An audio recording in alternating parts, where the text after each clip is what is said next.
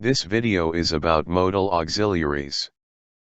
This topic is very important in English grammar. First we speak about modals jobs.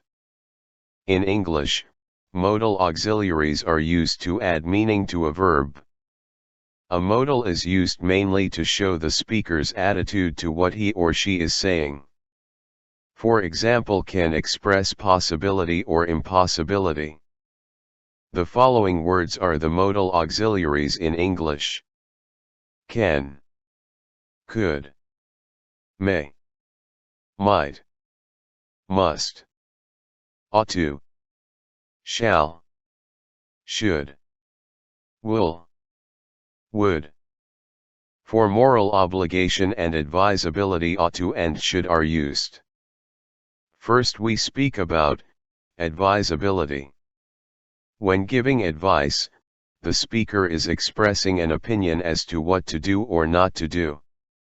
It is not necessary to follow the advice, however. For example, my grandmother has not been feeling well. She should go to see her doctor. My grandmother has not been feeling well. She ought to go to see her doctor. Should and ought to are similar in meaning, but ought to is less common and is rarely used in negative and question forms.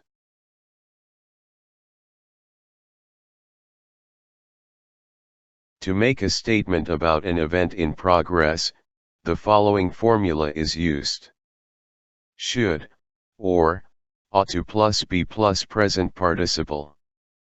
For example, my grandmother should be living closer to her children. My grandmother should not be living alone. The next formula is about past regret or to criticize past actions. It is used to say that someone did the wrong thing and to state the opposite of what was done. The formula is should, or, ought to, plus have plus past participle. For example, I should have left earlier. I should not have waited for the bus, but I did. When we want to speak about an event in progress in the past, the following formula is used: should, or, ought to plus have been plus present participle. It is used to say that someone was doing the wrong thing, an action lasting for a period of time. Example: I should not have been talking during the test, but I was. The other usage of the modals should and ought to is to express obligation. The obligation is usually a moral one. It is the right or wrong thing to do. Pay attention to the following examples. Every society should take care of its senior citizens. Every society ought to take care of its senior citizens. People should not ignore the senior citizens in their midst. When we want to speak about necessity, the two other modals, must and have to, are used. Have to and must are similar in meaning, but have to is more common in American English. Pay attention that have to is actually not a modal auxiliary because it changes form. For example, I have to. She has to. You don't have to. He doesn't have to. I am afraid I have to work late tomorrow. The other usage of must and have to is necessity. Examples: my grandmother must take several kinds of medicine. My grandmother has to take several kinds of medicine. My grandmother will have to move into a home for senior citizens when she is no longer able to take care of herself. My grandmother had to spend a week in the hospital last year when she had pneumonia. Sometimes we want to speak about absence of necessity. The formula is negative verb plus have to. Examples: My grandmother won't have to take a taxi to the doctor's office next week because I am going to take her. My grandmother did not have to work when she was younger because my grandfather had a well-paying job. Not to confuse. Should, ought to, and must, have to. Should, and ought to. Speak about situation that there is a choice. For example, I should go to bed. I am really tired. It is a good idea for the speaker to go to bed. And when there is no choice, must and have to are used. Children must go to bed right now. About negative forms, we have these points. Should not means, it is not a good idea to do something, or, it is wrong thing to do. Do not have to and does not have to means it is not necessary to do something.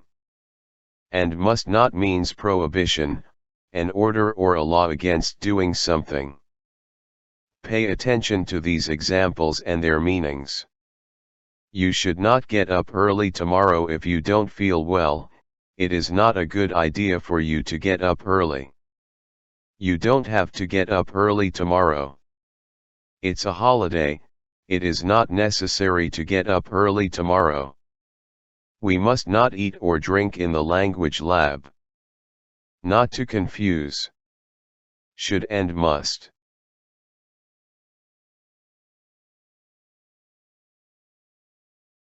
Both must and should involve making an intelligent guess. But must is used for assumption or logical conclusion. But should is used for expectation.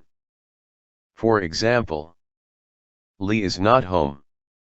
He must be on his way. It's taking Lee a long time to get here. He must be walking. Lee does not live far away. He should be here soon. I told Lee that he was the only person we invited for lunch. He should be coming alone. In sentences that refer to present or past time or to a present or past condition, either must or should is possible. However, must expresses a greater degree of certainty. For example, past condition. My wallet should be on the dresser. I usually put it there. My wallet must be on the dresser. I always put it there. Present condition. My wallet should have been on the dresser. I usually put it there. My wallet must have been on the dresser.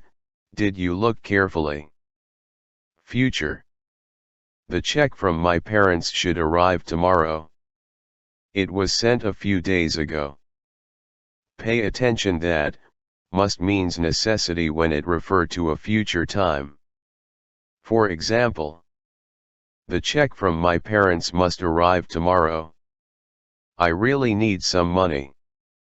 The check from my parents should arrive tomorrow.